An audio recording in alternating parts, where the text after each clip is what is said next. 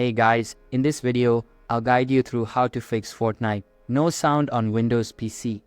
Alright, so let's begin with the video. First, click on the audio icon in your system tray and ensure you're selecting the correct audio output device. If you're unsure which device to choose, you can test different devices to find the right one. This can help you identify the device that outputs sound properly. Next, right-click on the audio icon and select Open Sound Settings. In the Sound Settings window, make sure the master volume is set to 100 to ensure you have maximum volume output from your system. After adjusting the master volume, click on Manage Sound Devices within the Sound Settings. Here, you should check that none of your sound devices are disabled. If you find any disabled devices, enable them to make sure they are available for use.